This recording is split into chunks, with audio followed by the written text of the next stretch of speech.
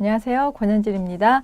이번 13장은 화학 평형에 관련된 내용들로 구성이 되어 있는데요. 평형의 조건과 평형 상수에 대한 얘기가 나옵니다. 앞에서 했던 그 반응 속도 상수하고는 좀 차이가 있기 때문에 좀 구별해서 알아놔야 되는 게 이번에서 그 평형 상수에 대한 관건이고요. 포인트라고 볼 수 있어요. 그다음에 압력으로 나타내는 평형식, 이제 그동안은 이게 농도를 중심으로 해서 표현을 했는데 이게 과연 압력으로도 평형식이 가능하냐.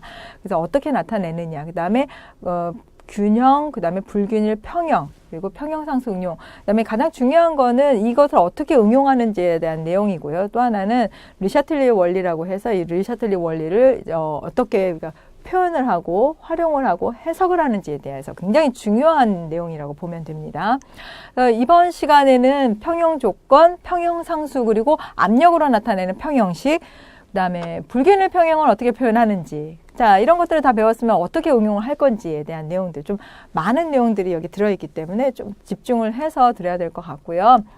화학 평형이라는 거는 말 그대로 우리가 그 직관적으로 한번 생각을 해본다고 하면 그야말로 그냥 평형이에요. 근데 어떻게 평형이에요? 누구하고 누구가 평형이 돼야 되는 거예요? 반응물질하고 생성물질이 평형이 되는 거예요.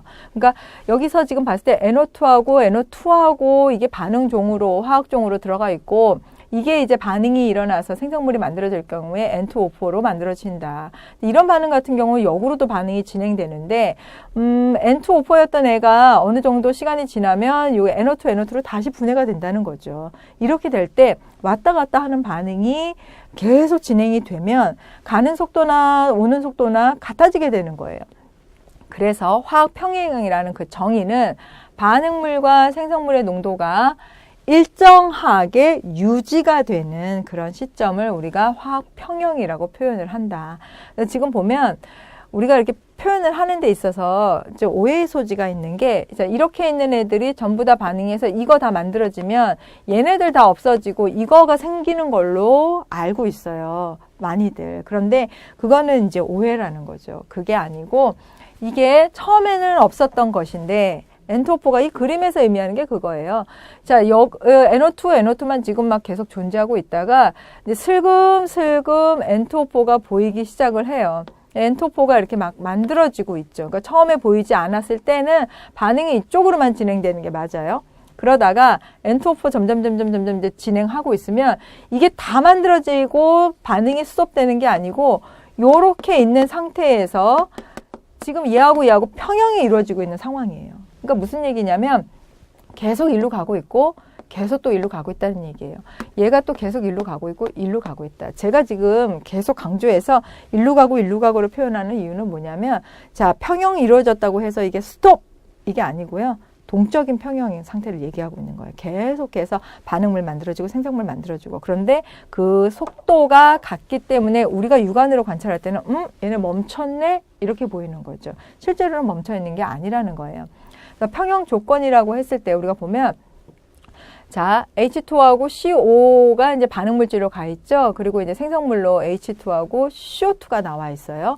그러면 처음에는 초기 상태에는 이게 이제 존재하지 않기 때문에 생성물이 없는 상태에서 시작이 되는 거고요.